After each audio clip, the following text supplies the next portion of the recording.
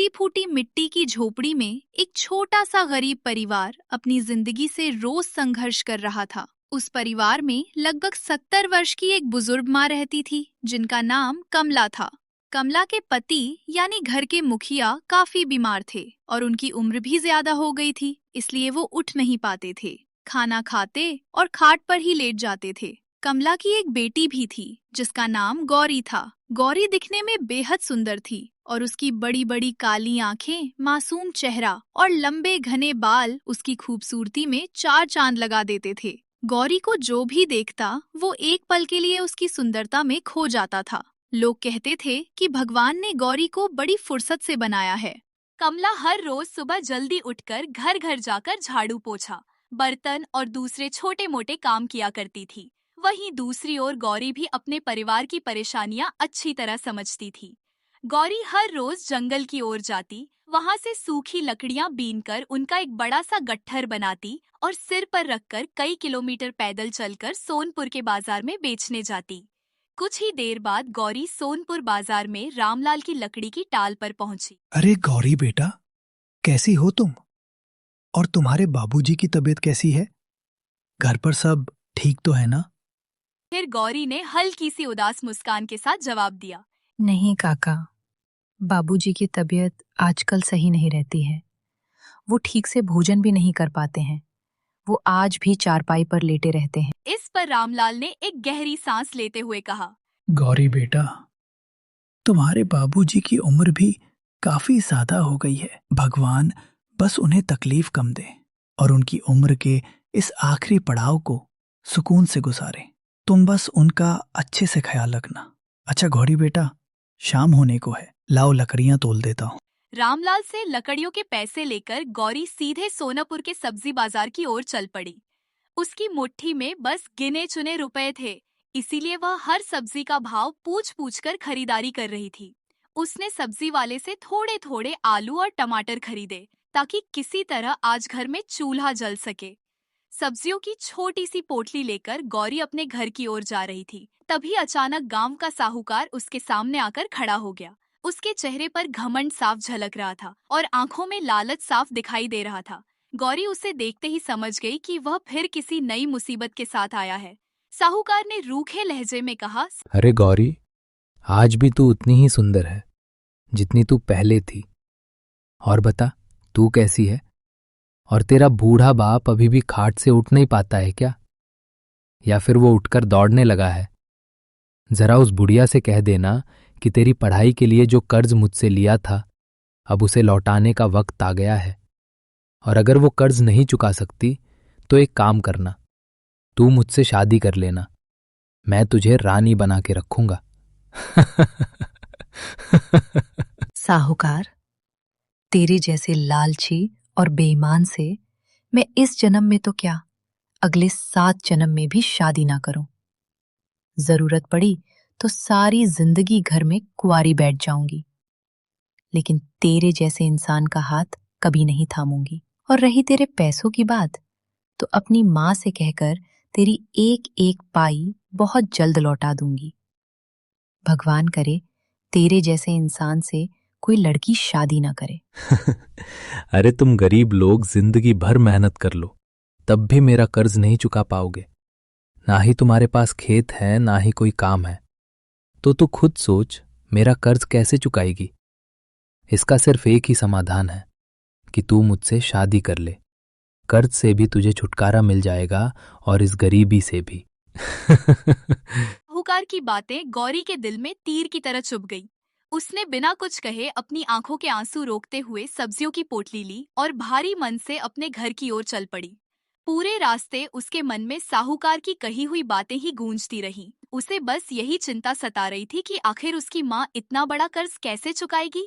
जैसे ही गौरी घर पहुंची, कमला ने उसकी उतरी हुई सूरत देखते ही समझ लिया कि जरूर कोई बात है। कमला घबराकर उसके पास आई और बोली, क्या बात है गौरी बेटा, वो चेहरे की रौनक कहाँ खो गई जो पूरे दिन खिली खिली रहती थी? सच बता बेटी, रास्ते में किसी ने तुझसे कुछ कहा था क्या? गौरी की आंखों में आंसू झलक पड़े। उसने गहरी आवाज में कहा, माँ, आज फिर रास्ते में वही साहूकार मिल गया था। मुझे रोक कर कहने लगा, अगर तूने मेरे पैसे जल्द नहीं लौटाए तो वो जबरदस्ती मुझसे शादी कर लेगा। उसकी बातें सुनकर मेरा कलेजा कांप उठा। मां, क्या हम सच में उस साहूकार का कर्ज चुका पाएंगे? और क्या हम इस गरीबी से बाहर निकल पाएंगे? या फिर मुझे मजबूरी में उस साहूकार से शादी करनी पड़ेगी? मुझे माफ कर देना गौरी, मुझे तेरी पढ़ाई के लिए उस साहूकार से कर्ज लेना ही पड़ा। तेरे बाबूजी ने भी बहुत मेहनत की थी। रोज जंगल जाते, वहां से लकड़ियां काटकर बाजार में बेचा करते, लेकिन फिर भी वो इस गरीबी से हम लोगों को निकाल नहीं पाए। गौरी बेटा, भगवान पर भरोसा रखो। वो देर जरूर करता है, लेकिन किसी के साथ अन्याय कभी नहीं होने देता है। कहते हैं, जो इंसान सच्चे मन से, पूरी श्रद्धा से भगवान को पुकारता है, भगवान को उसकी पुकार सुननी ही पड़ती है। तू बस अपना हौसला मत टूटने देना। एक ना एक दिन हमारे भी अच्छे दिन आएंगे। माँ, हमारी हिम्मत और हमारी हौसला तो तुम ही हो। तुमसे और बाबूजी से ही तो हमारी सब कुछ है। अगली सुबह सूरज की पहली किरण के साथ ही कमला हमेशा की तरह काम पर जाने के लिए तैयार होने लगती है। तभी कमला गौरी से कहती है, बेटी, आज तो गांव के घरों में काम करने चली जा और मैं जंगल से लकड़ियां काटने चली जाती हूँ।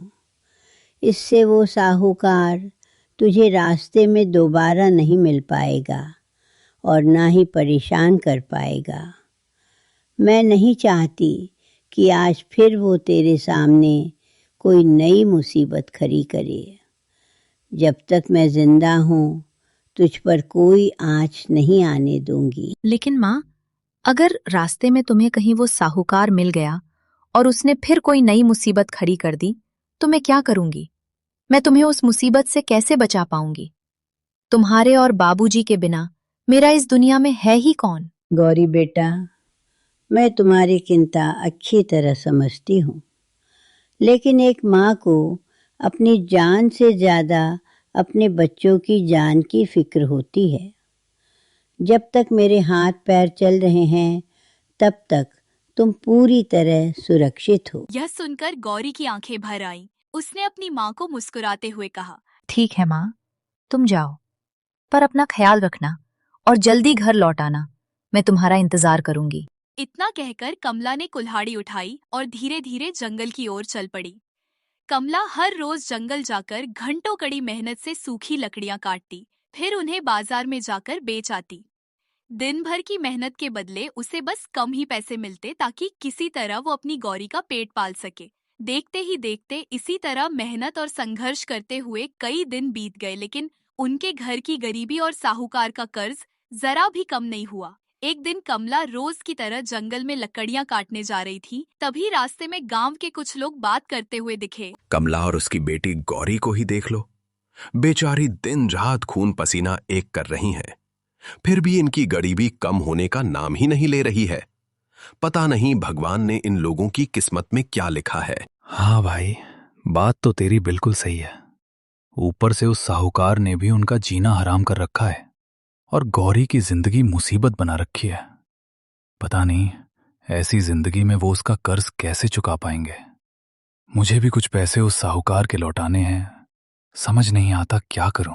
उस दिन कमला रोज की तरह जंगल से लकड़ियां बेचकर देर शाम अपने घर की ओर लौट रही थी। तभी देखते ही देखते आसमान में काले घने बादल छा गए, तेज हवाएं चलने लगी और कुछ ही पलों में मूसलाधार बारिश शुरू हो गई।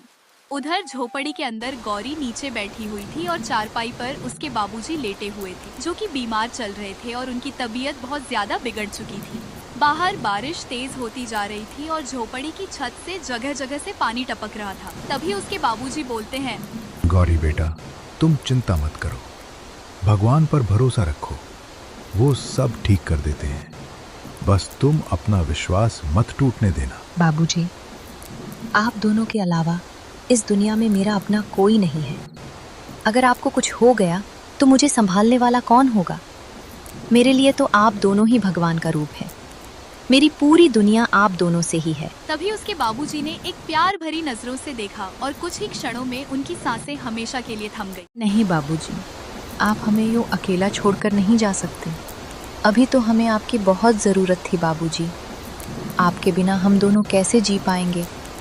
उठ जाइए बाबूजी, प्लीज़ हमें छोड़कर मत जाइए। तभी कमला देर रात घर पहुंचती है और देखती है कि उसके पति इस दुनिया को छोड़कर जा चुके थे। उसकी आंखों में आंसू आ जाते हैं। माँ, बाबूजी हमें हमेशा के लिए छोड़कर चले गए। अब हमारा सहारा कौन बनेगा माँ? उनके बिना हम कैसे जी पाएंगे? बाबूजी तो हमारे लिए सब कुछ थे। अब इस घर का क्या होगा माँ? माँ, मुझे बहुत डर लग रहा है। हम अकेले कैसे संभालेंगे खुद को? तू यूँ रो मत, अपने मन को संभाल, भगवान पर भरोसा रख। वो हमें इस मुश्किल घड़ी में अकेला नहीं छोड़ेंगे। मुझे पूरा विश्वास है कि सच्चे और अच्छे इंसानों का हाथ भगवान कभी नहीं छोड़ते। बस बेटी, तू हिम्मत मत हारना। चाहे हालात कितने भी बुरे हों, हमें मिलकर उनका सामना करना है। कुछ ही पलों में गांव का साहूकार गौरी के घर आ जाता है और कहता कमला, अब तो तेरा घर का मुखिया भी चला गया। अब बता, तू मेरा कर्ज कैसे चुकाएगी? मेरी बात मान और गौरी की शादी मुझसे कर दे। तेरी सारी गरीबी भी दूर हो जाएगी और मेरा कर्ज भी यही खत्म हो जाएगा। साहूकार, चाहे मुझे सारी जिंदगी गरीबी में क्यों न गुजारनी पड़े, लेकिन अपनी बेटी का हाथ तेरे जैसे लालची और बेईमान आदमी के हाथ में कभी नहीं दूंगी। ठीक है, तो तू ऐसे नहीं मानेगी। अगर तूने मेरे पैसे 2 दिन के अंदर नहीं लौटाए तो देख लेना मैं क्या करता हूँ। सुबह देखते देखते गौरी के पिता के निधन की खबर गांव में आग की तरह फैल जाती है। इतना ही नहीं, आसपास के गांव तक यह बात फैल जाती है। राम प्रसाद के निधन की खबर जब पड़ोसी गांव हरिपुर पहुंची तो वहां के जाने माने मुखिया हीरालाल को भी पता चल गई। मुखिया जी, आपके बचपन के दोस्त राम प्रसाद अब इस दुनिया में नहीं रहे। उन्होंने हमेशा के लिए अपनी आंखें मूंद ली है।